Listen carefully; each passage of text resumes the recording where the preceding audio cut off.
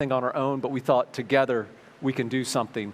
And then the third piece of the puzzle was I thought, man, if I could get one other group, I'd love to get Summit Counseling and their North Fulton Mental Health Collaborative. And so great talking to Kathy Murphy and Derek about this. And so grateful for everybody coming together to have the conversation. That's really our goal tonight, is just to talk about trauma, what it is, and how do we help others through it. So that's how this came about. And I also recently heard a quote by Diane Langberg. She said, trauma brings silence because it feels like there are no words to adequately describe what happened. Trauma brings emotional darkness and isolation because it feels like no one cares and no one could possibly understand. I thought, man, that resonates with me. You know, you go through something, you think, they don't understand, they don't care. Well, we wanted to gather together and say, you know, as a community, we do care. We do care when others are struggling, and we see a lot of people struggling. So let's take time to have the courage to say, hey, we're here. And let's also take time to maybe give words to our struggle and what's going on. And let's have a place of connection where you can hopefully find some hope and encouragement with whatever you're going through. So that's really our goal for tonight, is to come together, to have a conversation, to hear from different community experts, and to share some of the struggles that we have, some of the things that are going on in the community, and just to be here for others. You know, as a Christian, when I read my Bible, I read it and realize that we live in a fallen world. There's brokenness, and we experience that brokenness. We experience the pain. We experience the suffering. But in that, we also know hope. And so we want to be a place to have the conversation, to talk about what's going on. And so grateful for each person that is contributing tonight. Grateful for you being here.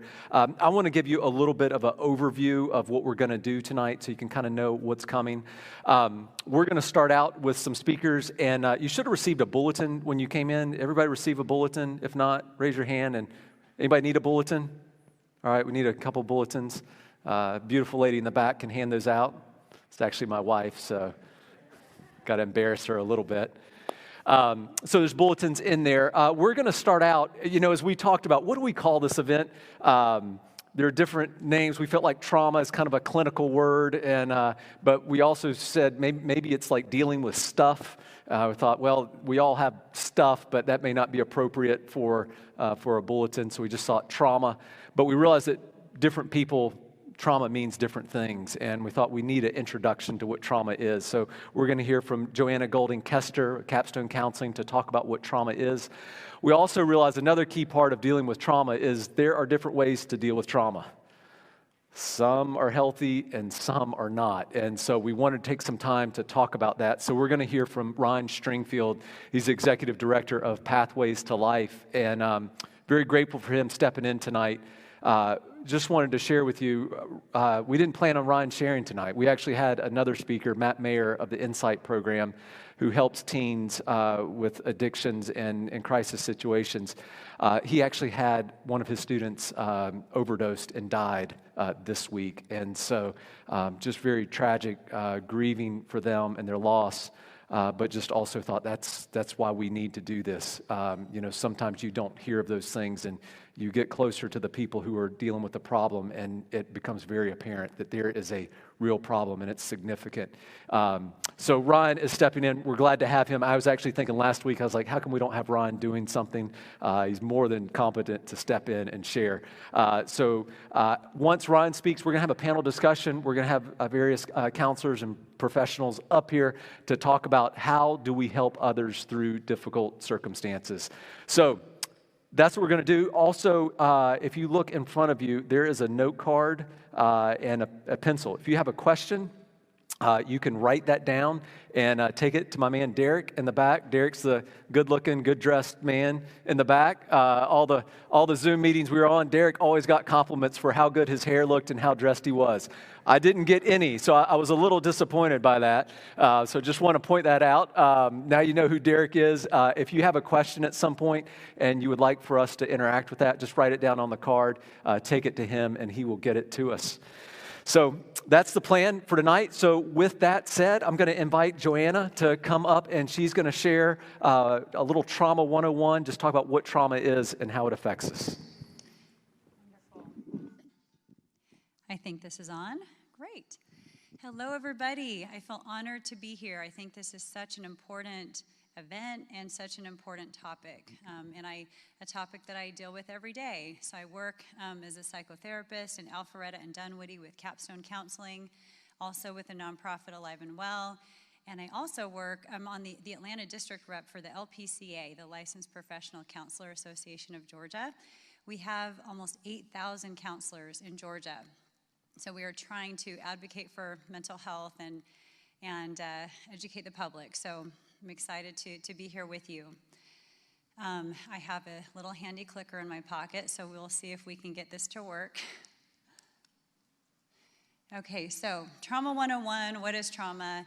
I wanted to talk about some of the basics today, and I intentionally put there is hope and healing on there because I do want people to remember that. And trauma it's awful. I mean, we just heard of an extremely traumatic event that happened this week, and our hearts and prayers go out to that family. And I do trauma therapy with kids, teenagers, and adults, and there's a wide spectrum of who is affected by trauma and what it looks like in the individual. So we'll talk a little bit about that. So nice little visual. So I'm curious, what is one word that comes to your minds when you think of trauma? Just wondering if a couple of people from the audience can tell me what comes to their mind. Fear. Oh, that is such a good one. Fear. What else? One more. Pain? Yes. It's interesting because someone who has symptoms of trauma, they almost have this filter where everything is perceived from a fear perspective. They're just kind of more on alert. They're more on guard. So those are really good words. So a potential definition of trauma. So individual trauma results from an event, series of events, or set of circumstances that is experienced by an individual as physically or emotionally harmful or life-threatening, and it has lasting adverse effects on the individual's functioning and mental, physical, social, emotional, I would add relational in there as well, and spiritual well-being. So basically, in a nutshell, it affects every single aspect of their lives. And when I'm working with someone who has symptoms of trauma, I started thinking of it as they're almost under the influence of trauma. So every day, they're operating from this perspective and kind of looking through this different filter at the world. So you may have heard buzzwords, big T, little t, what does that mean?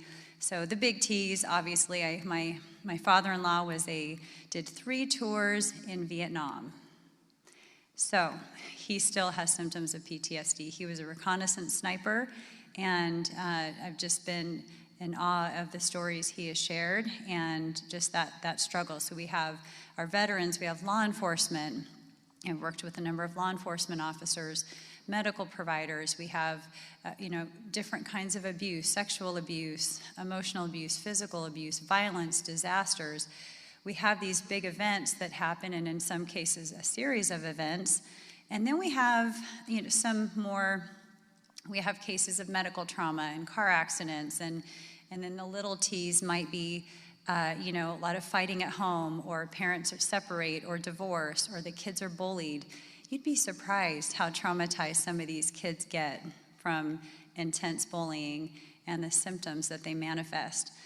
So that just kind of illustrates the spectrum that we have when it comes to people experiencing trauma. And then collective trauma. So we're hopefully at the tail end of a collectively traumatic experience. I'm just kind of curious, when Fulton County announced that masks were optional in school, how many people just wanted to rip their mask off? So, Dr. Corrigan. So we have, fear was mentioned as a word associated with trauma. There's a lot of fear, a lot of anxiety. We've seen an increase in mental health issues across the board, obviously. Chronic stress, schedules being disrupted, and just all the uncertainty.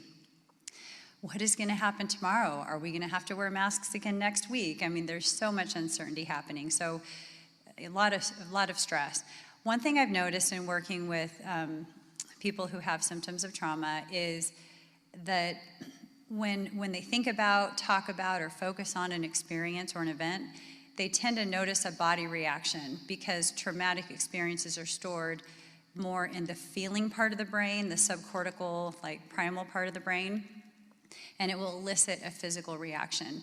And I've had, elderly people in my office who are talking about something that happened when they were 7 years old, and their entire body freezes up, and you can just watch it happen. So that's how real it is, and it has no timeline, and it will just stay in that part of the brain unless it is treated. So who's heard of ACEs?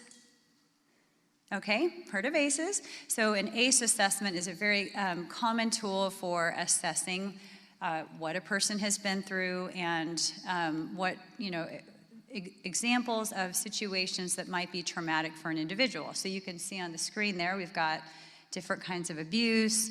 I can't see that tiny screen right there, so I have to turn around, so forgive me. We've got different kinds of abuse and didn't feel loved or special, so neglect. I've been surprised at how lasting those feelings can be with adults who felt neglected when they were children. Even though mom and dad were both working and even maybe still married in two-parent household, but some of these kids felt really neglected. So parents unable to care for you, separation, divorce, especially watching a mother be physically abused, substance abuse in the home, mental illness, that's another big one. So dealing with a family member with a mental illness, someone who went to prison. So those are common examples. So the higher the ACEs, the more likely the person is to experience symptoms of trauma, which obviously makes sense. And, most people have been through, at least one or more ACE. So symptoms of trauma, you might look at that screen and think, well, that's a lot of stuff. And it is. And, most people present with a combination of symptoms. So you may, of course, I see a lot of anxiety. Depending on the age of the individual, a kid might manifest differently than a teenager or an adult. But one thing I have noticed is that when somebody goes through something traumatic, you will notice a change. You'll notice a change in relationships and eating and sleeping patterns and their mood. And their symptoms of depression or anxiety will definitely increase. So be on the lookout for changes like that.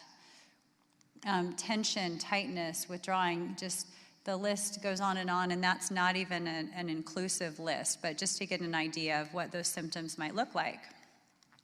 So I came up with this because I got flashbacks to those commercials in the 90s of the egg in the frying pan, like, this is your brain on drugs. Who remembers that? I see a lot of hands going up. The younger kids may not notice that, especially my two kids that are sitting back there. They're both embarrassed now. So I thought about the brain on trauma and how unique it is. I mentioned how the traumatic experiences get stored in that emotional part of the brain. And so a person who is under the influence of trauma, as I kind of mentioned earlier, will have a certain set of symptoms, and they're trying to live life and manage these symptoms at the same time. So I really like this. Dr. Siegel came up with this hand model of the brain. The thumb represents the emotion center, and the fingers represent the frontal lobe, the rational, logical part of our brain. So, and ideally, we're like this, where the frontal lobe is communicating with the emotion center of the brain. But as our nervous system gets activated, we get worked up, we get upset, something triggers us, and a traumatized individual, activating that fight, flight, or freeze, the disconnect starts to happen between that thinking part of the brain and the feeling part of the brain, and they stop talking to each other. So, imagine talking to a teenager who's like this. You're not going to get very far. Or sometimes I have couples in the office, and if I've taught them that and they're fighting, I just do this. And we're not communicating rationally anymore. So something to keep in mind. This is just things to look for, things to be aware of in yourself, family members, other people that you encounter who've been through a traumatic experience. So why is prevention so important? I thought this was a really good illustration of why we're doing what we're doing. So those kids are 9 times more likely to become involved in criminal activity. It's not something we want, obviously. Abused children are 25% more likely to become pregnant as teenagers. 2/3 of people in treatment for drug abuse report being abused as children. That's such a staggering number. More than 1/3 of adolescents with a report of abuse or neglect will have a substance use disorder before their 18th birthday. So that's why we're all here and why we're doing what we're doing, working together. So in trauma therapy, what do we do? So many people don't really know what happens in counseling, and it just seems like this scary thing, and it's really not. Although I did have a kid one time that seemed terrified, and I said, "Are you okay?" It was the first session. I said, "Are you worried about something?" And she said, "Are you going to freeze my warts off?" And I said, "No." So I saw her relax, and everything was fine, but counseling is not as scary as you might think. And I worded this just based on my experience, but the way I see it is I'm teaching people to learn and practice skills and strategies that help them cope with managing their thinking, managing their emotions, managing their relationships, managing their lives better. And then and behaviors as well. And there's different interventions. I do brain spotting, there's EMDR, there's different forms of trauma therapy that can activate that part of the brain where those memories are stored and help the brain process them differently so that they get stored differently in the brain to reduce the symptoms and that physical response that we get.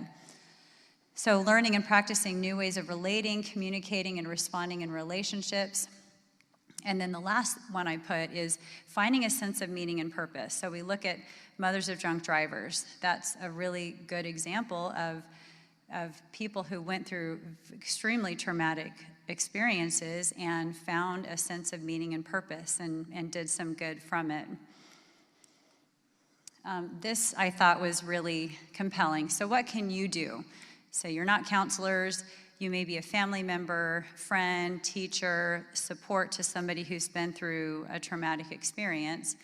And I loved this idea. I have a sister that lives in Hawaii, so I'm a little bit partial to Hawaiian culture and food. But this prison in Hawaii talks about being a place of healing. And the Hawaiian word, if anyone here speaks Hawaiian, because I'm sure I'll ruin it, pu'uhuna, is a place of refuge, asylum, peace, and safety. So as we as community members go through traumatic experiences, we've all been affected by COVID, some people more than others, we can support each other. We can recognize those signs and symptoms. We can encourage people to get help, to get trauma therapy. We can also do prevention. There's so many wonderful prevention resources out there. And when in my world, we talk about protective factors. So what are some of the things that can protect someone from being as traumatized by an experience, or can also help them heal and recover from it? And things like church support, family support, community, school, neighbors, friends, extended family, and just creating as many protective factors that we can in the lives of the people around us, and being a protective factor for kids especially can help mitigate their response to potentially traumatic experiences. So I hope this was helpful, kind of an introduction on trauma and just a reminder of some education awareness and what we can do to support each other, and tying into that empathy video in the beginning.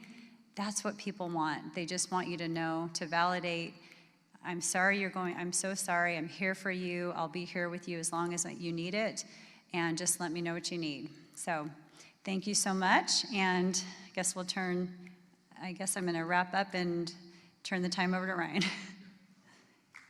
Yeah.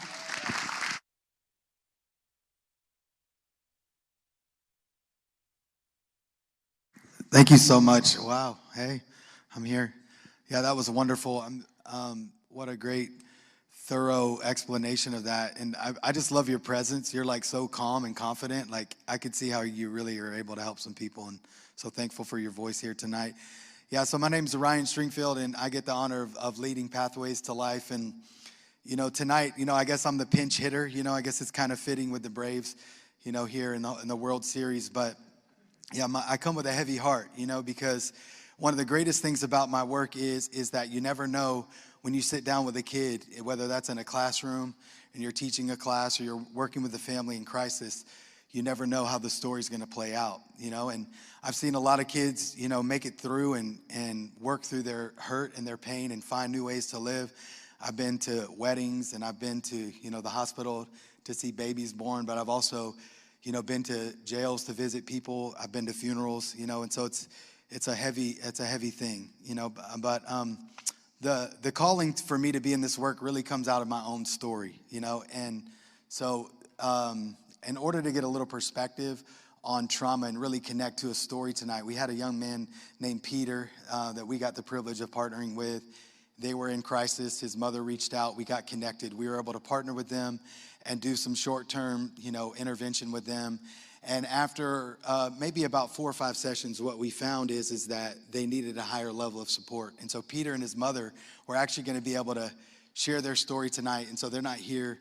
They're really going to, be with their community tonight as they're grieving the loss of someone. But I thought a story, there's no better way to kind of explain and bring some life to something than a story. And so I'm going to share a little bit of my story. And so one of the things about the recovery process is that in our lives, like, we get a lot more perspective when we look back, right? And we begin to understand our stories. And so a little bit over 20 years ago, my house got raided and I ended up in jail. And I would say in that process, I had this spiritual encounter with God that brought new perspective and hope. But I also had to serve some time. So upon completing that time and being released and paroled out, I ended up in Johns Creek and back at my parents' house. And I was very fortunate to get connected to a really healthy and vibrant church, Perimeter Church. And they had a ton of resources just to help people really just kind of grow in their faith. One of those resources was Celebrate Recovery. And so even though I had this radical encounter with God and that I knew that drugs and my lifestyle and drugs wasn't going to work for me anymore, the pressure that I experienced in the transition resurfaced all kinds of stuff. And when it did, it sent me back. And so I reached back to alcohol. I reached back to marijuana. It was a short relapse, but what that relapse led me to believe and understand is that there was a deeper work that needed to be done. And so what I needed was a safe place and safe people to be able to engage my pain and find my path. And so through looking back, I got a lot of perspective. And, when you're a teenager, you go through life, and you're not really aware of everything that's going on and how it impacts you. I think as humans, we're really under-processed. And so when I look back, I found some significant moments in my life where I really needed somebody in it with me. And so one in particular was I was thinking about some of the influential relationships in my life. And one was coaches, right? So I was a very active athlete. And on one of my teams, I was about 13 years old. And one of the coaches, I looked up to him. He actually dipped tobacco. There was another kid who moved in our area, and he dipped tobacco. And so we started dipping together, and it became a part of my story. And as we got a little older, like when we wanted to experience with alcohol, he actually bought us alcohol, And so, and when we were drinking one night, we drank way too much. And I remember just having this really bad experience, right? Where I was kind of being pestered and made fun of. And that really marked me, it really marked me. Another significant experience for me was sports was a huge part, like I mentioned, of my story. And for the first time in my life, when I got to high school, I set the bench playing football. And I really didn't know how to internalize all that pain and rejection, but I really felt like inadequate and I'm really mad that I wasn't able to play. And so I ended up quitting the team, which I'm not a quitter, so I ended up quitting. And later that year, I went out for the wrestling team. And on the wrestling team, I really succeeded. I went on to make varsity letterman, and it was an incredible experience. And yet that spring break, I got invited by the upperclassmen to spring break. And so I'd like to say it was just a life-giving and enjoyable time. And really what it became was binge drinking, and there I was, kind of on the end of what was supposed to be kind of like brothering, but it was a really hurtful experience. And then never processing that, carrying that in to my high school experience. Another significant thing that happened as it relates to trauma was that I had a friend, his name was Clay, and we used to use marijuana together. And I got a call from his mom one day, and he said, hey, Clay, she said that Clay took his life. And I remember feeling how I felt. It was like a gut punch. And I started to think, like, as I'm looking back with new perspective, I'm like, man, I didn't even really know that Clay was struggling, right?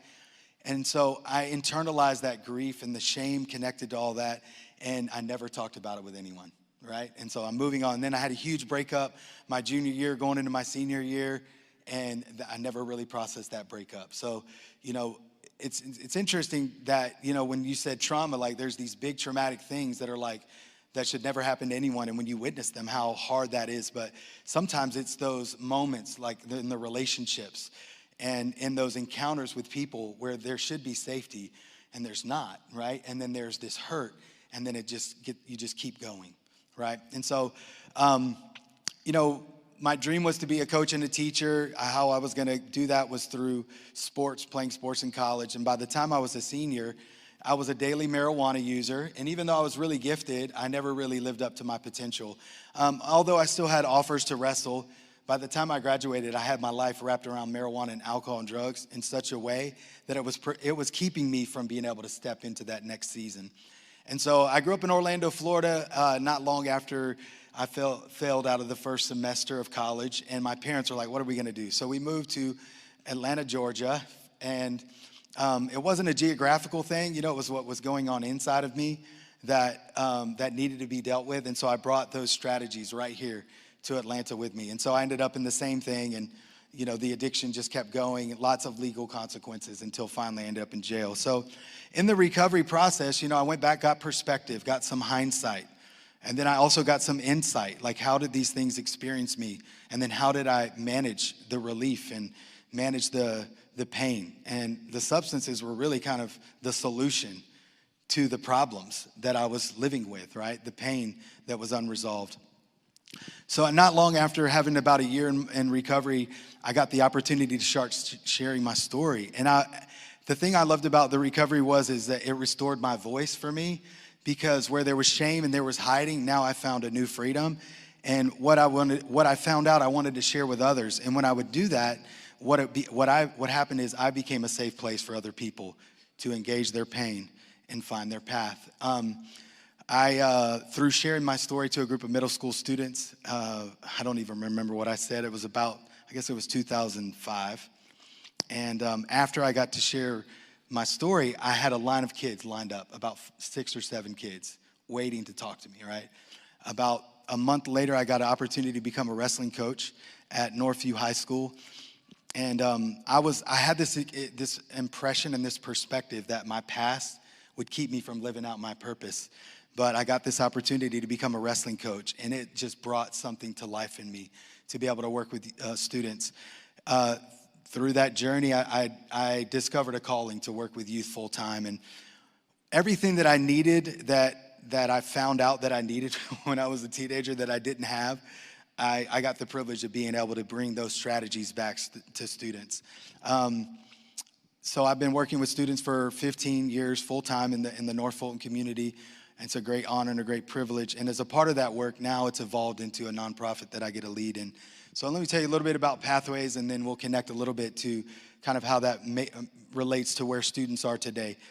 So today, Pathways, what we're all about is we're about empowering what we call people of understanding through delivering individual strategies and environmental strategies of prevention throughout our communities. And ultimately, our goal is to empower students as they walk through what we call the transition zone. Now, the transition zone is a time of growth and development in a young person's life from the ages of 12 to 20 that is such a significant opportunity for growth, right? And there's so many things that have to happen because what's happening is their bodies are changing, right? The way that they see the world is expanding, the way they understand information, their relational capacity, their access to more opportunities, right? And more risk. And so it's so important that we have people walking with them in that zone. And so in my zone, even though I had people around me, I wasn't being authentic with anyone. So I was going through so many things, challenges and opportunities, but also pain. And I never invited anybody in. And so that's really what we want to do, is we want to say, how can, as a community, can we walk with kids as they go through the zone? What we know is that arriving on the other side of the zone as a healthy individual, you need 9 meaningful connections with adults, right? So we know that it takes a village, right? And so it's so important. I'm so excited to see so many people coming out tonight, you know, because we know that we have to come together in order to meet the needs of the people. So individual strategies are those that are providing information, skills, and support to the individual, to students, to families and stakeholders, right? And those stakeholders could be coaches, teachers, administrators, youth pastors, anyone that's invested and wants to work with youth, right? And so the environmental strategies are, how do we impact the policies?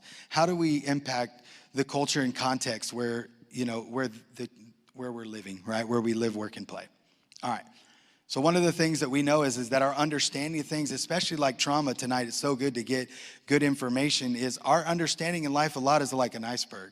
And so what happens is we see things on the surface, like, so we see somebody's behavior, we might see their, you know, what they're doing, what they're choosing, but we don't know what's going on beneath the surface of their life, right?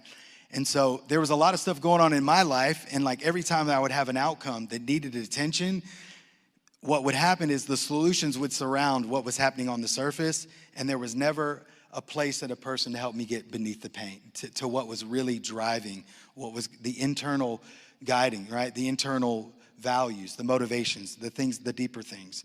And so as a community, we want to say, yeah, okay, we've got some things on the peripheral that we see, right?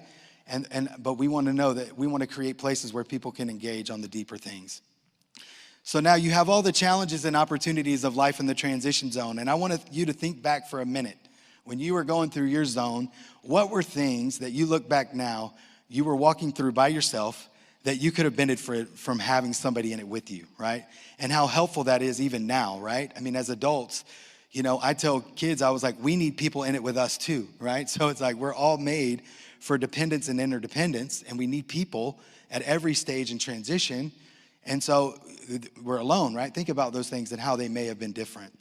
But today's world, right, is so different. And so it creates so many opportunities, but so many challenges at the same time. And what we know is today's world is all about access, right? And so with the internet and with technology, right, kids have greater access to anything in this time than ever before, right? And that information can be really difficult to navigate, right? Because what we know is that we live in a culture and a society where what is acceptable or accessible has now become acceptable, right? And we know how dangerous that can be for adults. Because think about it, just think about your day. Like when you get online, we get online and we get access. How long does it take you to be online in today, in 2021, before you get triggered? Not very long. Turn on the news, right? Get on your app. Like you're scrolling. You might be looking, you're following your feed, your friend's feed, your family. Something pops up and like, I don't know about you, but I'm just like, oh, I can feel the changes in my body.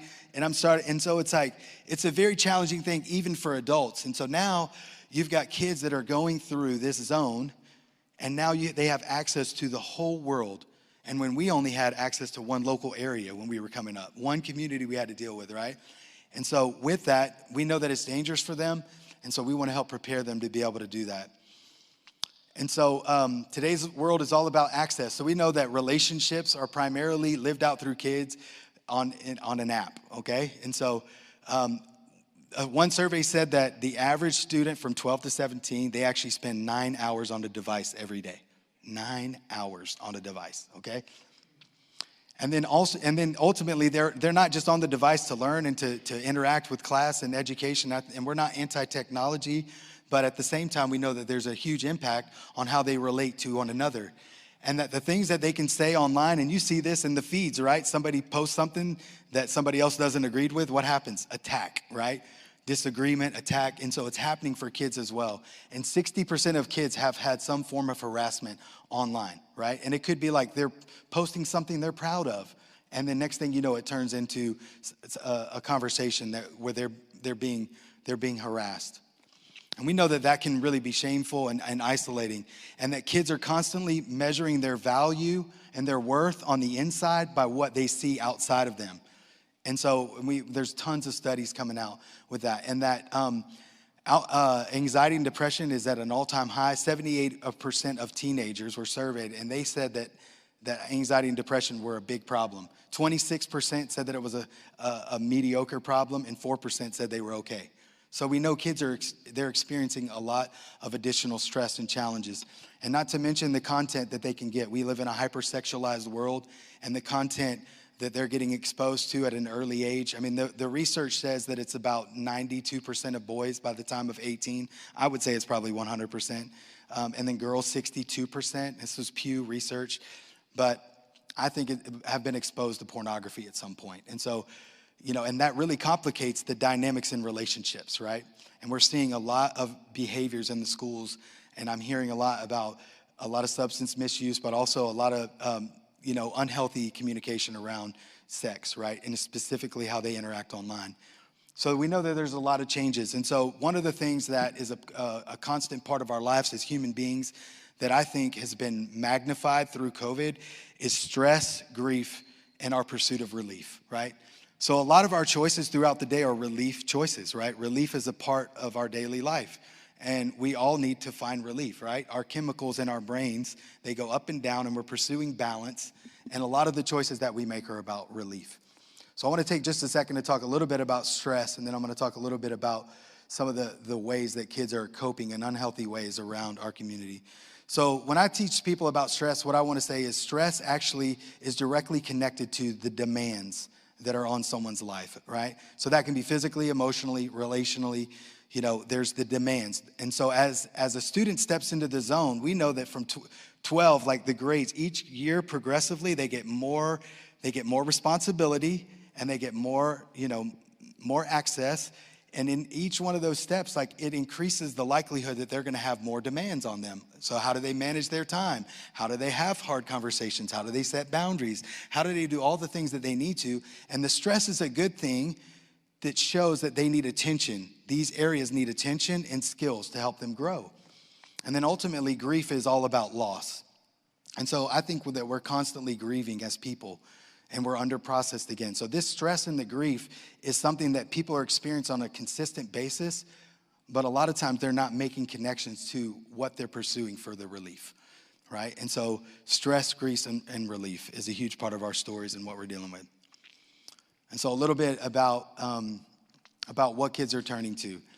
And so we've done a lot of work in focus groups. We look at the data among teenagers, and we look specifically at, how are they handling things, and a lot of, we'll look at, substance use and misuse. And alcohol is still the number one substance that's misused by students. And so we did some focus groups in 2019 before COVID.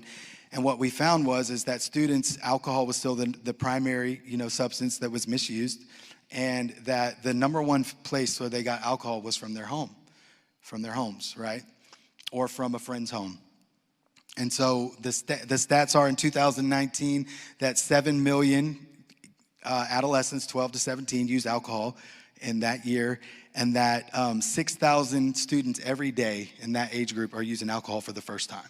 So we know that alcohol, and we saw the stats where it connected trauma and substance misuse, right? And so when kids use, what they're doing is they're usually looking for a positive expectation or outcome from their use, right? And where are their expectations shaped, right? Their homes, their communities, their friends, and then online. And so when they're using, it's the curiosity, the hope for a good outcome is what they're stepping into.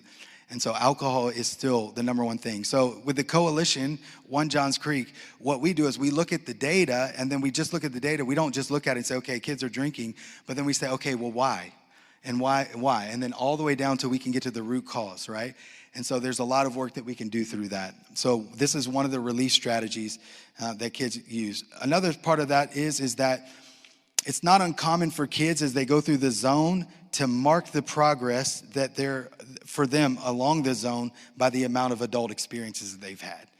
So the kids they all know that it's forbidden and they're not allowed. But if they're moving towards adults and that's something that they can progress in their journey, they're likely to take that step. And then in 2017-18, we had the vaping craze. In 2018, there was an 80% increase among high school students.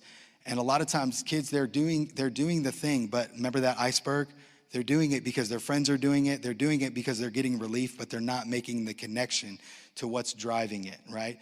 And it can be that stress, the grief, and the trauma that's driving the train. Then you have the THC, the modern day dilemma with that, and how, I don't know if you know this, but medical marijuana has been approved in Georgia.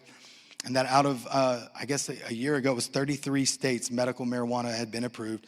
In Georgia, they had just passed the licensing for 6 cultivation groups and manufacturing groups in Georgia. And I know in Johns Creek, there's been a huge increase of like vaping shops and CBD shops and everything kind of popping in. I want to say like maybe in July and August, once that kind of went through with those cultivators, there was like 12 new applications for more shops to come in, right? And all of these shops, they're basically going to be pursuing getting licensing from these medical providers. There's 16 conditions that have been approved. And so we know that this is coming to our community.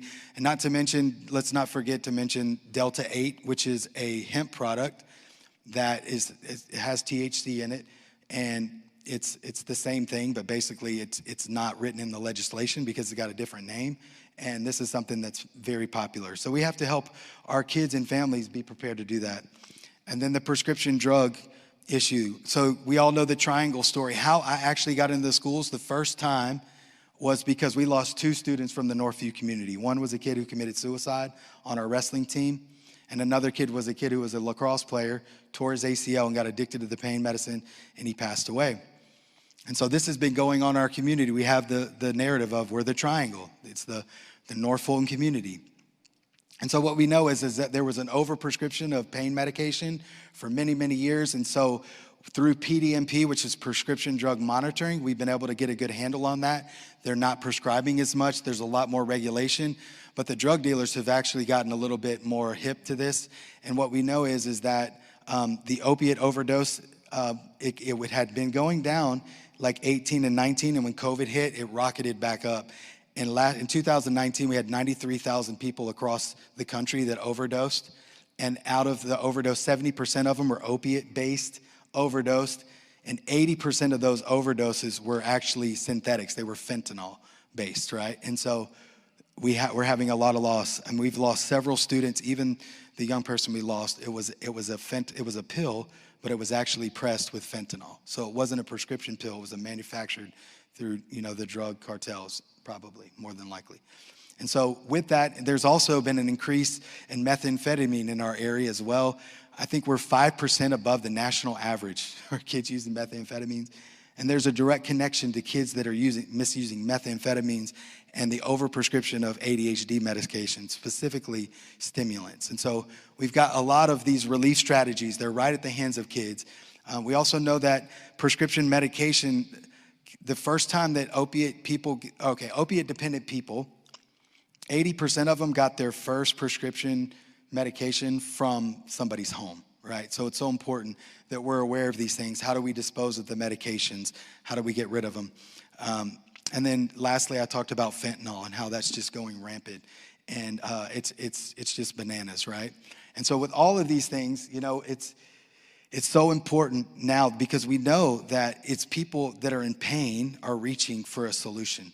So how can we become a group of people, of community people that are growing people to growth and resilience? And what we know is that growth happens in relationships and connections. We call them life-giving and receiving relationships, where there's this reciprocal benefit and blessing that comes from the exchange.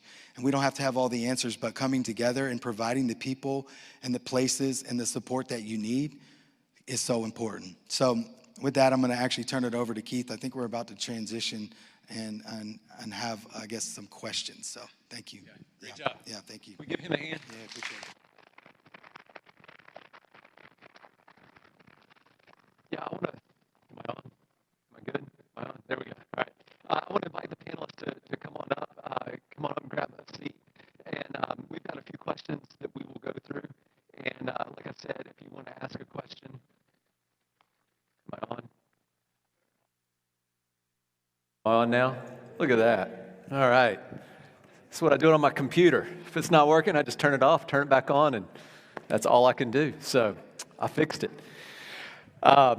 Well, we want to have time for a panel discussion and just see what questions you might have. If you do have a question, write it down on your note card. Give it to Derek right down here.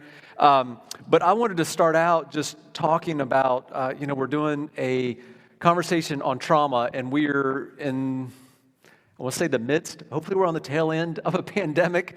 I'm just going to speak that it's ending. But we've obviously seen a lot of struggles and things going on, and we have different people that are in kind of different spheres. So I just wanted to open up to each of you, and maybe you've heard from Ryan and Joanna. We have Ann Ockeson from the Johns Creek PD. We have Tim Corrigan from North Fulton County, and Alice Hogue from Summit Counseling that are joining us. And so just want to open that up to each of you. Like, as we've been in this pandemic, what have you seen where people are dealing with trauma? What issues are coming up, and how are you helping them through that? I guess I could speak on just the call volume in general. Is mine? Yes, it is. Okay. So I can speak on the increase in call volume in general. Anything mental health related, unfortunately, suicide. Maybe hold the mic just a little closer. That might help. Related There you go. suicides have gone up. It's your microphone on your thing. Here, try this one. Put that one down. Completed suicides have gone up. Suicide attempts, thoughts, mental health calls in general. Just the call volume has increased for us. Luckily, here in Johns Creek, we have started a mental health related unit. So myself and a clinician actually can respond to those calls for service. Right now, it's limited hours because it's a trial period, but the good part is that we're changing and adapting to what the community needs, and Johns Creek has been responsive in that. I work at Summit Counseling, and I see clients who are mostly adults, but I also supervise a number of our clinicians who work in the school system, and they see a lot of children who are much more anxious, depressed, isolated.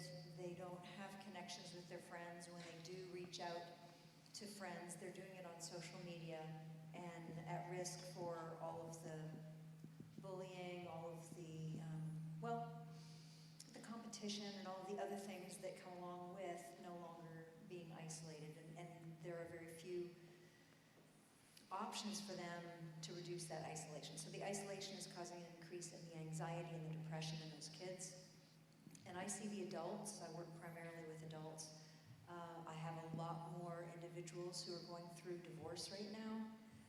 It's been a big thing, and I've heard, I don't work specifically with domestic violence, but I've heard that the incidence of domestic violence has dramatically increased, whether it's partner to partner or to children. And during our lockdown, when the children weren't allowed to go to school, there was also a greater incidence of child abuse, but nobody to see it, because they weren't coming to school and seeing the teachers or getting out of the house because they couldn't. So I think that might be slightly on the decrease because most of the kids are back in school again.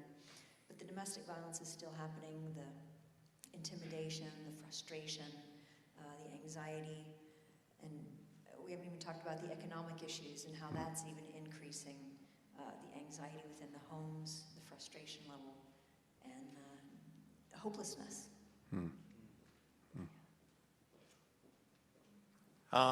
I work with I'm a zone superintendent, so I manage, supervise the principals in the 15 schools that are in the Johns Creek area. Previously, I was at Chattahoochee High School, but basically the last 18 years, I've led in the Johns Creek area. This is my 30th year in education. 30th year living in Johns Creek, so I've been here a long time. Met Ryan 15 years ago, I think, as he said. I'm going to start with a positive. Yeah, there's been trauma, but what we're seeing right now in the school system is good things are happening at the schools in Johns Creek. We're coming out of it, not just the pandemic, not because masks are off or anything else. but the resiliency that we're seeing in the staff, the principals, the leadership, the support we're getting from the communities, it's actually quite remarkable. If you have a child in Fulton County schools or even some of the private schools, if you haven't done so already, please send a nice letter, a note of gratitude, of thanks for what they've done. I'm just in awe of what these adults have done, and even more so with the children of what they've done. Because not only are we dealing with the trauma of the pandemic, education's hard, just period. It's hard, even outside a pandemic of what's happening now. But what we've done with the trauma is really partnered with so many different organizations. We're educators, right? I think I could have a PhD in like epidemiology or any of the other things as the schools have had to manage, just like many of you have in the businesses that you work in. So it's the partnership with like Summit Counseling, with Chris 180. We have so many resources available to us, knowing that we're facing some unknowns, right? And we've never faced anything like this in our lives. So the trauma that we're seeing is, number one, from parents that don't know what to do. So we're seeing that a lot. We heard some of the other panel members talk to that, asking us, they just don't know what to do. You're seeing it in school, we're seeing it at home, I don't know what to do. And as well as the kids, particularly being remote for a full semester and now coming out of this. I was meeting with the principal the other day, and she asked, is there anything, we talk about how we accelerate kids out of this learning, the learning gap or learning loss, different things, because you can't remediate yourself out of being behind because you just kind of stay behind. So how do you kind of accelerate into really hitting the mark and getting kids meeting the standards? But how do you accelerate social-emotional learning? Kids are stunted, so we see it in the transition years. So we're seeing it with the K2 first graders. The kids are kind of stuck in kindergarten because they're out of school so long. We see it with our sixth graders who are acting like fifth graders, or our ninth graders who are acting like eighth graders, or our 10th graders who are acting like seventh graders. It's just crazy. So how do we accelerate out of those things so that it's not alone just the trauma of dealing with a pandemic, dealing with the newness in education that we've never dealt with, but we're seeing we're coming out of it. There's some great hope. I have great hope as a leader in the school system that we're heading in the right direction because of the support we get from the community. And thanks for having us here today. I really appreciate it. Glad to have you. Great answer. Maybe along those lines, as we see different ways that people are being affected and dealing with trauma. Tim, you mentioned a great idea, just sending cards. You know, we need to be encouraging one another in this.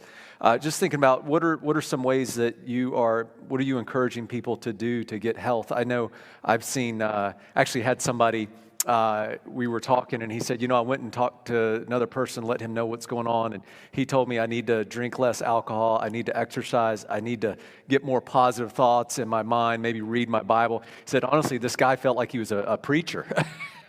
I said, well, you know, it's probably some good advice. And so just getting healthy rhythms in life. I mean, you've been isolated. You need to get out. You need to be around people. You know, take your health seriously, but also just remember your emotional well-being, your spiritual, your communal. You're a communal person as well. And so at times just needing to encourage people to do those things and to turn off the news and, you know, maybe just have some quiet, just have a safe space. Are there other things that you guys are encouraging people to do particularly in this time of COVID? I want to jump on that and something that both Joanna and Tim have mentioned, which is that notion of resilience.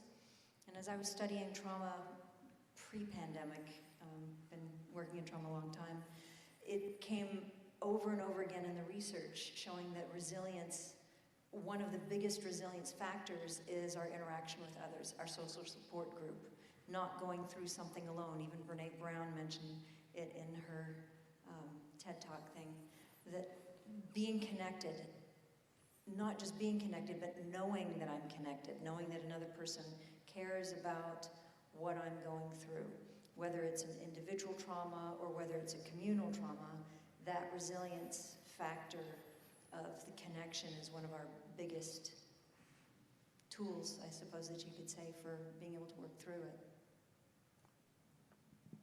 One other thought to add to that is just the importance of education, just how important all of this information has been for those of us attending and also for my clients or those interfacing with kids, and teaching them healthy ways of coping, teaching them and modeling those healthy ways of coping. Right before the pandemic, the cover of a publication by Psychology Today, there was a picture of a happy face emoji with a mask on, pre-pandemic, before masks were a thing.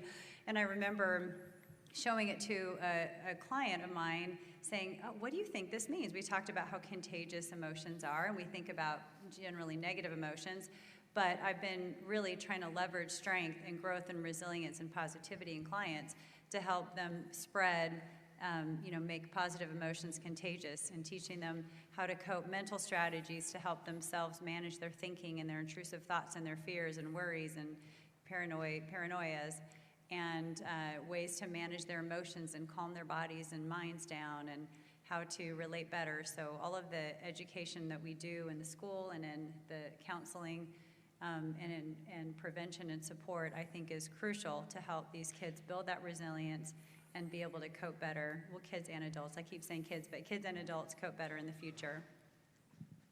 That's good.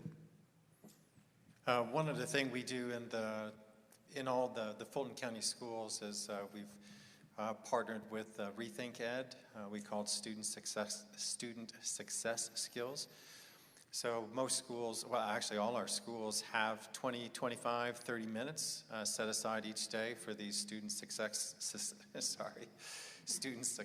skills. Over different parts, resiliency, the first, when we came back to school, really talking about trauma, resiliency, coming out of things like that. But it's a time to connect. Ryan talked about having 9 connections, adult connections for kids. I agree with that, but what we say to our teachers or our staff, our kids just need one trusted adult. So like in the elementary schools, for example, some schools, they call it morning meeting. And it's basically a circle up time when they're not doing this student success skills. Just that partnering up, just getting in a circle, literally getting in a circle and talking to your kids. They may have a prompt or something to get them talking about how they're doing or how they're feeling. So it's really challenging school systems across the country, even across the world. My daughter's a teacher in Valencia, Spain, and it's no different, the troubles that they're having there in relation to education and trauma is no different. I did have one idea from Joanna, which she said, I got to see if there's money to travel, but I'm thinking of doing, you guys can come with me if you want for the community's sake, is travel to Hawaii and do a study of Puhana, because really that's what we have in these morning meetings, is this place of energy. I was trying to think of the words, energy, peace. That's what we try and connect with the kids, is trying to create these adults. So that's another aspect of what we try and do, at least in the school systems, to try and train or teach the kids in these areas, like how to adult, or as they get older, how to adult. That's good. Let me ask this question. As we see people, maybe they're dealing with something, maybe we're just not sure, maybe we just kind of suspect something may be going on. I think it's always hard, when do we say something? When do we kind of bring up the subject? Sometimes you can feel like you're walking on ice, you're not sure, do I go there or do I not go there? What advice, how do you advise people on that? Are there any key indicators that kind of tip you over to ask that question? In the school system, we work a lot with our bus drivers, because a high percentage of our students do ride the bus, and they're the first, for some kids, the first adult that they see in the morning. Some parents, they leave for work and their kids get on the bus, they get themselves ready. So the bus driver is sometimes the first person they see. Okay. And usually the next staff member they see at a school system is a cafeteria worker. So do a lot of training with them. We go through child abuse training each year. It's mandated by the state of Georgia, but you look for those signs, and it's just basically what we tell our kids too: see something, say something. In that safe space environment, you just don't know what they're going through. The morning meetings help. So we train as much as we can with the staff to notice those things that are happening in a school, whether it's their dress, tired, sleeping in class. Our teachers and staff are pretty in tune with what's happening with the kids, and there's a way for us to manage those things. And then just even through the Fulton County website, text for help. It's an anonymous place for adults, other kids. If they see a student in crisis, that they can do that anonymously, report that. There's a tip line as well that we get for all sorts of things, not just for violence, but just for kids not doing well or a teacher's being mean, just all those things. So they look for all those parts that are troubling for our kids. That's good. Anybody else? Anybody? I would just say one thing is that, when you feel something, I think part of it is approaching the conversation with curiosity, because I think it's real easy to think that you assume that you know what they need. But if you ask people, and you ask them the right way, they'll really give it to you. And one of the things I want to say kind of to the first question is, even though there's a significant amount of stress and sadness and challenges that we're facing, what we're seeing is our community in North Fulton is responding with incredible collaboration. We're seeing kids and families reach out for help when, in a lot of ways, there's been this, we'll deal with this in our home. We drive in our garage, we shut down the doors or whatever. And so people, I think, because of what the community is doing to educate and to mobilize resources, people are beginning to access those resources in new ways. So kids, are asking for help. More and more parents are asking for help. And I think that's so important, that the tone of how we pursue curiosity with somebody kind of really sets the tone for the conversation on whether they will let us in or not. And so that's how I would answer that. And I was going to say pretty much along the same lines of just being available and being a safe person to open up, for that person to open up to, but it's all done in that relationship, that safe relationship. So being available to people, and the statistic of 9 hours on your device a day, that doesn't leave a whole lot of room for connection, eyeball to eyeball, but that's what grown-ups, adolescents, children, we all need that. We need that eyeball to eyeball, not on Zoom, but if at all possible, Zoom is better than nothing, but it's not as good as in person. And that I genuinely care about you. Not forcing the conversation, but allowing a conversation and giving people as much choice as possible. When people are in trauma or in distress, choice activates a lack of choice activates our survival mode, that interior part. And so giving people as much of a choice as possible to allow them to talk, to be that safe person.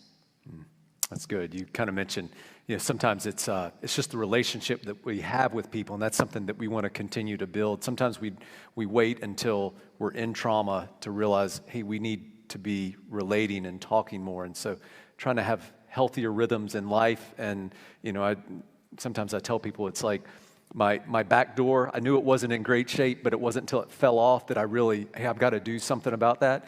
And sometimes we feel that relationally with people, that we knew it wasn't great, but we were just getting by, and now it falls off, and we've got to deal with it. But just that spending time, sometimes just moving closer to people, getting to know them better, and through that relationship, just those healthy conversations, the openness begins to help you deal with those issues. And it's the intentionality of stepping into their lives. It just won't happen organically. You have to actually step. You have to get up off the couch, turn off the TV, turn off your own device, and step into somebody's world to show that you care. That's good. That's good. I thought I saw a couple hands out here. Was there a question on this topic? Yeah, I do have a question. So, if you say it out loud, I'll repeat it. So. about teaching our children to kind of see it in their peers.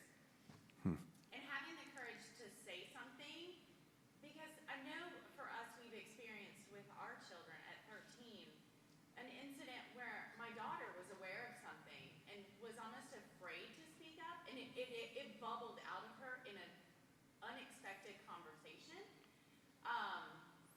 With me, that they're holding this from their friends. Their friends are screaming for help in these situations. And they're going to their friends. But how can, we're very open.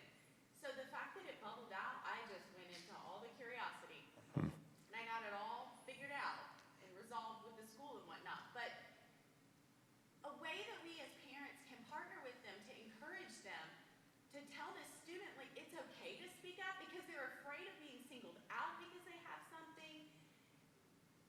What are some ways as parents we can partner with them and walk alongside them to give them the courage to speak up when these children are screaming for help? Yeah, they asked me to repeat the question in case people are watching online, and I'm going to do the best I can. The question is, how do we help our kids when they are seeing maybe their friends and peers experiencing trauma and struggle? How do we get them to talk about it, maybe to talk about it with their friends or even to let their parents in on the situation that's going on? I hope that was an accurate, fair representation. I'll see who wants to tackle that. Well, looking at this from a family perspective, and Dr. Corrigan probably has some comments from a school perspective, and one of the things I've noticed, families are struggling. It's not just the kids, it's the parents, and the more the parents struggle, the more the kids struggle, and it's just this cycle. And so with families, I'm always working to help them decrease conflict and increase connection so that there is that feeling of safety and there is that open communication. And when that's there, then kids are more likely to open up and also to listen.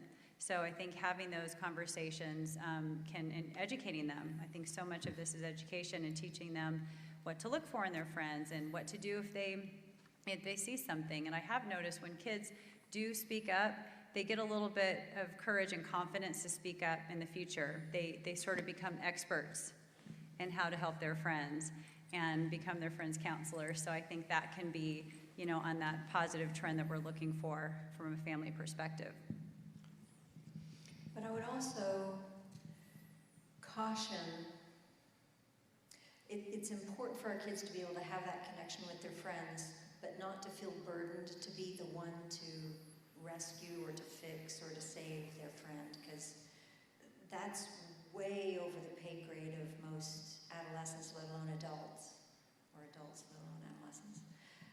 But for that student to encourage the student to talk to a trusted adult, to jump over the student realm and actually get help from a counselor or from a trained professional who actually can give appropriate help, who can do that intervention in their home. So what is something we can tell them when they feel like they're breaking the trust of that friend? Because that was what my daughter was like, Mom, you can't say anything. I said, this is bigger than you and this is bigger than me. It has to be talked about. And so giving them, I just didn't know what to say to her because her whole thing was she did not want to break trust with her friend. And just to kind of, when I mentioned, educating the kids earlier, and I probably should have gone into a little bit more detail, but teaching them, if a kid is talking about taking their life, like telling them specifically if they're using substances, if they're having unsafe sex, if they are talking about wanting to die, having any kind of suicidal thinking or talking, if they're sneaking out of the house in the middle of the night, that those are threats to their safety. And so I think when telling kids, I tell kids when they first come in the office, I'm a mandated reporter. If you're going to hurt yourself or somebody else or someone has hurt you, I'm going to do something about it. And the kids might be hesitant sometimes to open up about what's happened to them, but they usually do, and even though it's scary for them, in the end, it's better for them, and they recognize that they feel relief and reassured. So teaching the kids what to look for, like was said, talk to an adult, talk to a teacher, talk to a parent, talk to someone trusted, and just teaching them and training them on what to do, I think, is crucial to give them that confidence to act when they need to. That's good. Another question that we got on that related to that is said, what would be some of the top things to look for in teens who may be struggling with trauma? And I love the second part. How do you distinguish between normal teen attitudes and trauma struggles? As a parent with teens, I can relate to that. Normal teen attitudes and trauma. Yeah, so some of the things I would say to look out for is isolation. When they withdraw from relationships, and I know sometimes when you have a 14-year-old, 12 and 13, they start to transition a little bit. And by the time you're 14, they're like, "How you doing?" You're like, "I'm good." And then they like go to their room and they keep it moving. And so, I think that's normal for them to want to separate, but like when there's isolation, where there's withdrawal, that might be an indicator. That can also be normal teen behavior. So just when they're dealing with different challenges, right? And they're trying to process and handle a friend that's going through distress and that's shared with them. And now what do they do with that, right? And so how do they support their friends? I think another thing is that a lot of times the behaviors, we get my kid is smoking weed. What am I going to do? And I'm like, well, I want to learn more about your kid than just about the weed. So it's like, I kind of shelf the weed thing, but obviously if your kids are sneaking out, if they're drinking, if they're, if they're angry outburst, that can be another sign of that. They're not managing the stress, right? Restlessness, very irritable. That can be another sign that they're really struggling. And I would add to that changes, like look for changes in behavior, changes in eating, sleeping, mood, how much they're talking, how much they're not. Just any of those changes can be a good indicator of something stressful or traumatic that they may be happening or have recently gone through. Changes in their school performance. But we're talking about a rapid change, not, gosh, 3 years ago, but like 3 weeks ago. That's an indication of trauma. That's good. One thing I was thinking with my teens, some of the best parenting and advice I got for being in the teen years, somebody tell me they're like toddlers. I was like, what do you mean? He said, well, they're learning to do more, but they're also bumping into walls and falling down. And that was actually really helpful for me. And I thought on an emotional and relational level, they're able to do more, but they're also just unsteady with that. And I've learned that a lot of times they just don't have the words to express what's going on. And so it's been important for me to spend time with them, but also just, as Ryan talked about, trying to get below the surface, not just stay up here, but just talk about how I'm doing with what's going on. When they ask how my day is, probably going into more detail than they want, but just talking about the struggles that I have, the doubt, the worry, the fears, the anxiety, and also how I'm trying to combat that. So I've just found that to be something that they just don't have quite the words to express what's going on inside. So as we just try and talk about that in normal life, I feel like it's starting to give them a bit more of a vocabulary and lens to understand their own struggles and to articulate it. So another topic is just talking about indicators and when do we say something with people. One of the things that, Ryan talked about unhealthy ways of dealing with trauma, talked about drug abuse, but one of the most widely abused drug is actually alcohol. So that was something that, we see a lot of people escaping with that or finding relief in that. How do we know when somebody, maybe it's the drugs is coming up, but maybe it's they have a drink or two and maybe it's leading to more. Probably see more people dealing with that, watching a ball game and having a beer or two or three and multiplying. Do you guys have any advice for addressing that issue or kind of knowing when somebody has gone from relaxing to this is becoming a problem? I think the interesting thing about kind of raising kids, my kids are grown, 27, 24, and 22. It's kind of like retirement, right? You can't cram for retirement. Like if you haven't, and this is what makes parenting so hard, like if you haven't made those investments over the year, you can't all of a sudden retire and have all this money. Parenting is similar, right? In my mind, this is my opinion. If you're not making those investments, kind of building that foundation of open dialogue, what's what you have a right to, what your kids have a right to. It was always surprising to me, what we were talking before about the trauma the kids that actually start using, and we see all the school factors, everything. And I just say to myself, like, how could a parent not see this? Like, have they ever gone to their car? Like, have they seen the car? Like, it reeks of marijuana, or there's bottles in the back. So it's parents having the courage to have those difficult conversations. And if you're not prepared to have that difficult conversation, then you have to ask someone to have that conversation. Because parents experience the trauma too, particularly in this Johns Creek, Alpharetta area. Parents' self-esteem is just as great, if not greater, than the children's. I don't want to look bad in front of my kids. Oh no, my kid's fine. But that kid's really in trauma, like they're in trouble. But you don't want to say anything or do anything because that somehow is going to make you look bad. Like if your child doesn't get into Georgia or Georgia Tech, like it's somehow a black mark on your family. I think we're progressing past that as a community, but that was really a big deal. But I think it's parents investing in creating those opportunities and not letting your kid off the hook.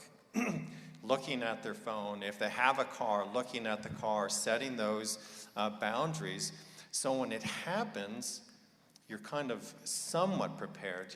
You're never prepared for a trauma or an event, like if your kid's gotten in trouble for drinking or something like that. But if you have some foundation of communication, having dinner together, family dinner on Sunday or something, not going to the restaurant. We talked about social media before, kids and families on their phones when they're out eating together. You know, parents, we control those things as an adult. So the adults have the courage to start doing some difficult things to make sure their kids are going to be okay. I really like the cage questions that were originated with as an alcohol screening tool, as far as I understand. And I think they apply to any substance use or behavior. So are they using or doing more of the thing?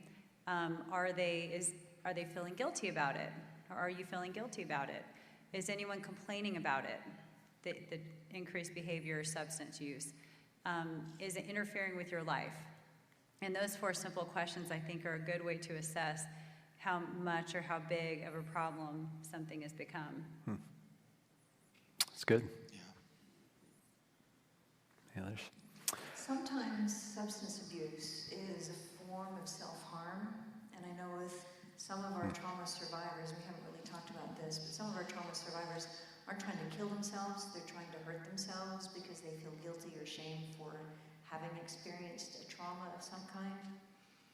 And so opening up the conversation to facilitate that disclosure is another aspect of if your child is suddenly drinking, or if your child is suddenly wearing long shirts and it's the summertime, or if they're showing other signs of self-harm, it could be restrictive eating, those are indicators of trauma too. Another question from the audience. What are some suggestions dealing with the trauma of losing your identity because of a lost relationship or rejection?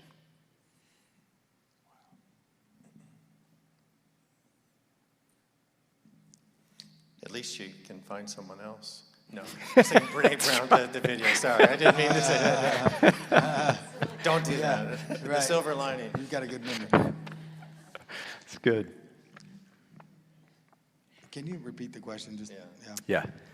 What are some suggestions dealing with the trauma of losing your identity because of a lost relationship or rejection? Yeah, this sounds all too familiar for my story. You know, I mean, rejection, I think, is a human experience that we all experience to different degrees. But, man,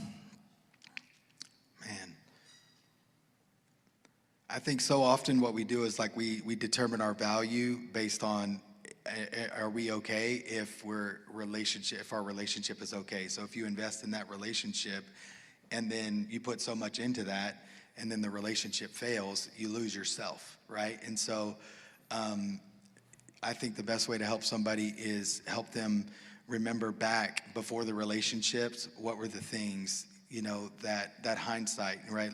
Taking a look back, what were the things that were significant to how they saw themselves before they were in the relationship, because it's easy to lose yourself when you're prioritizing meeting the needs of someone else and investing in a relationship.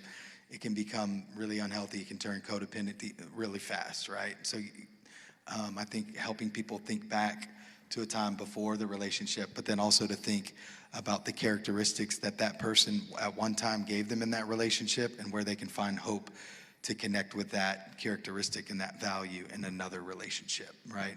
Helping people think about a future and a hope, but also meeting them in the moment, just being with them in that space. That's good. I think the most powerful thing I've seen, experienced, at least the last 18 years here in Johns Creek, is service, right? Yeah.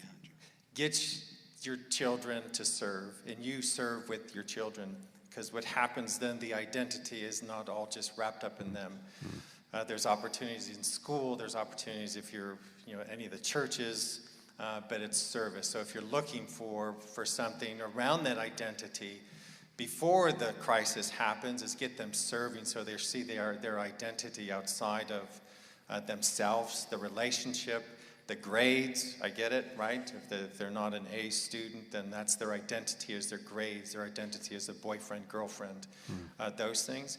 But service is the one thing that I've seen over and over again that really saves some kids and saves some families over the years. That's good. I was thinking just along that, just what is your identity, and having your identity in something that's bigger than just another person.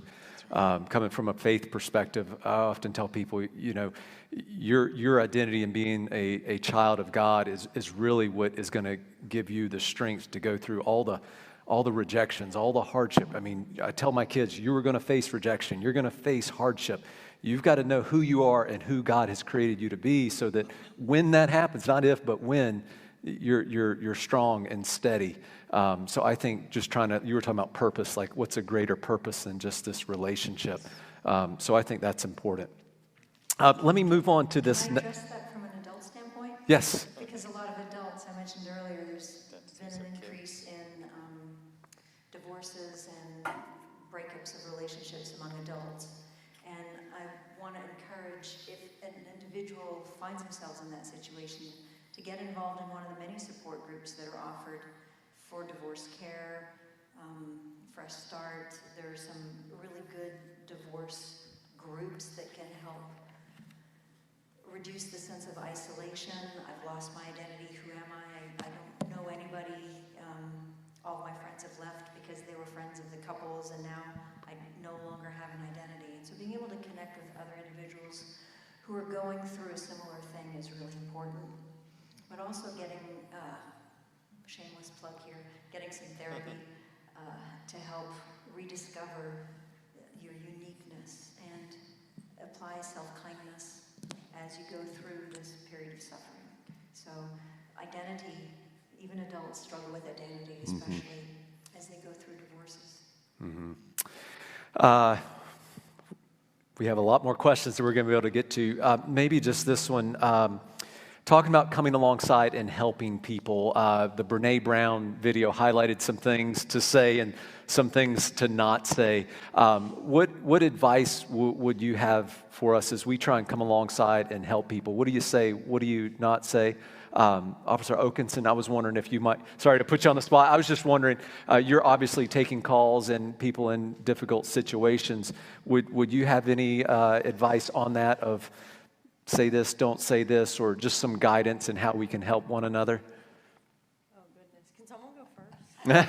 I'm not used to being We can give you some time if you need it. I do have a thought. Yeah, go ahead, Joanna. One quick thing, and then maybe you may have something to add to that. But John Gottman wrote a book called Raising Emotionally Intelligent Children, and I think something that he models in the book applies to adults and kids. So basically meeting them where they are, asking those open-ended questions, being curious, and letting them talk and share that empathy and validation, like we heard in the Brene Brown video, and Dr. Corrigan eloquently displayed the sympathy, which is not the empathy.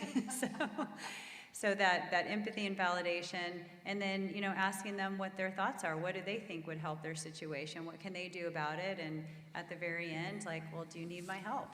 That can really help and empower kids, adults, if you're dealing with a spouse, whoever it is, to be there with them in a connected way as they figure out, because they have a better solution to their problems than we would anyway. So it's just helping bring that out of them. That's what I was going to say. Yes.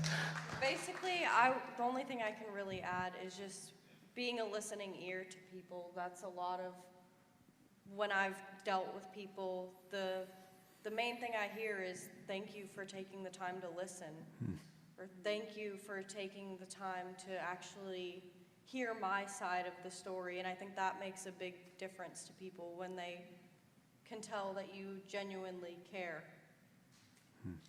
It's good. Tell them about your crisis, the crisis response that you're creating. Okay, so I'll go a little more into detail about the response unit that we have. So at the police department, of course, we respond to the initial calls for service, which is myself and a clinician. We have crisis intervention trained officers. I'm one of them, and there should be at least one per shift. So we do have around-the-clock coverage as far as people that are trained to respond to those crisis situations. Outside of the initial response, I attempt follow-ups with families. So any report or anything that gets referred to me, I'll actually follow up with those families. And, I can't recommend any resources, but I can plug them in, give them a list of them, and, recommend that they seek further resources. And the cool part is, every situation is different, but there have been some families that have been so willing to be involved with the police department. So for me, I feel like it makes a difference that people are willing to speak with us and see us on another level. So I've gone out and drawn chalk on the sidewalk with individuals that have been struggling with mental illness, or they wanted to build good rapport with their child and a police officer, or their child wanted to be a detective. So I've spent time talking with the child about, their future and how to accomplish these things. So I think that's a unique opportunity that's given through this unit. That's awesome. That's And great. we are kind of unique in starting a unit like this. There are a few in Georgia, and there are more to come. So that's a positive thing, is this will be more widespread.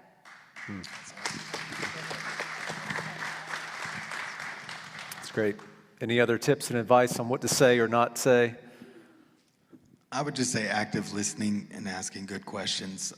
Like you mentioned, like people, how can I support you is a really good question. As a man, I'm sure if you're other men, maybe you're a fixer.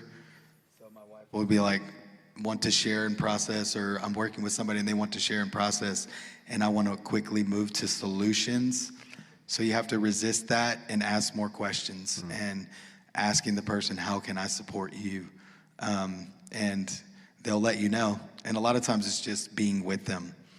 A lot of times people don't remember what you said, but they remember how they felt when you were with them. And that is the connection, that meaningful connection, that attachment that can be a catalyst for further work with them, or the trust they need to get them connected to the right and appropriate services. So That's good.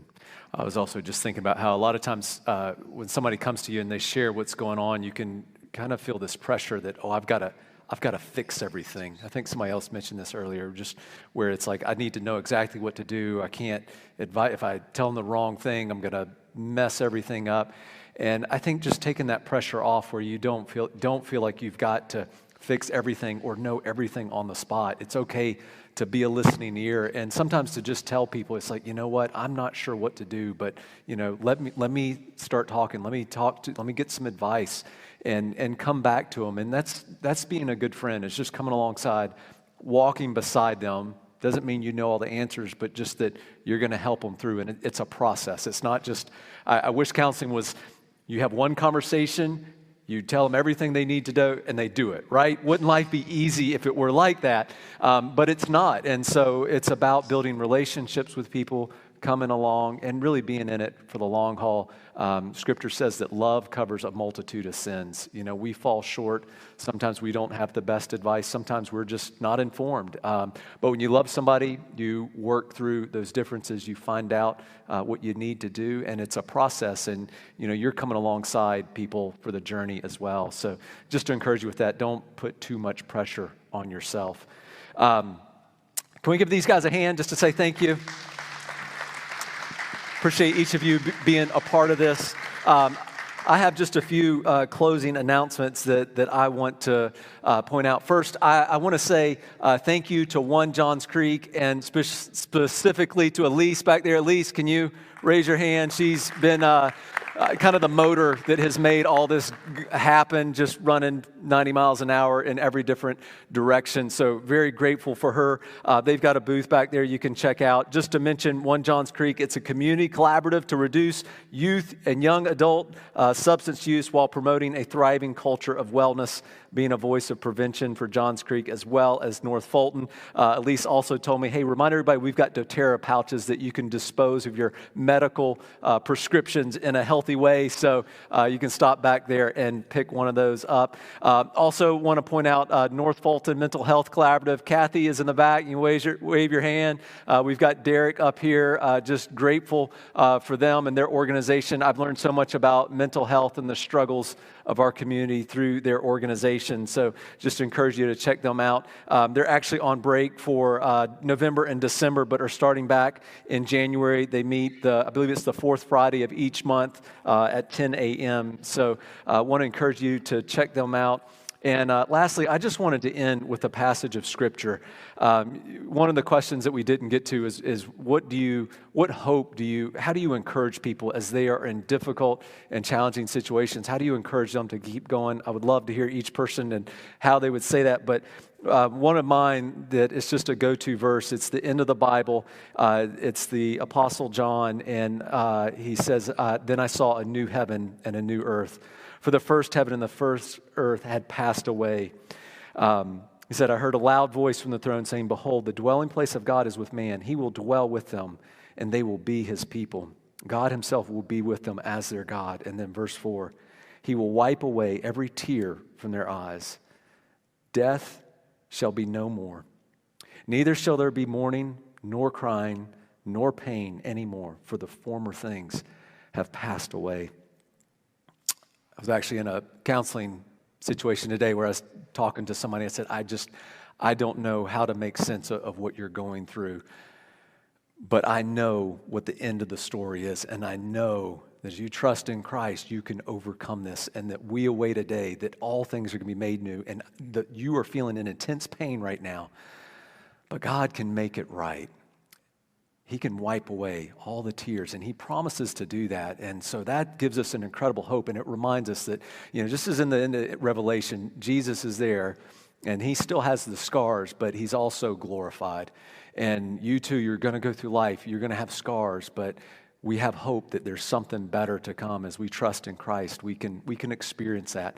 So just want to end with that ray of good news, that ray of light, that your trials don't have to define you. We serve a God that is greater than any trial that you've been through, and he can redeem that. So want to encourage you with that. I know there's several questions we weren't able to get to. Maybe some of the panelists want to hang out for just a moment. Maybe you can come up and ask them. Feel free. We've got some snacks in the back. We've got other organizations here representing themselves. Check those out. Say hello to one another. What's that? We've got a survey. Yes, we've got a survey. We'd love to get your feedback on the event. Several of us would like to continue doing these events, so you can find that survey on your bulletin, scan it, and fill it out. It'll just take a couple moments. So thank you so much for taking the time to come and be here. We hope to see you later. Thank you.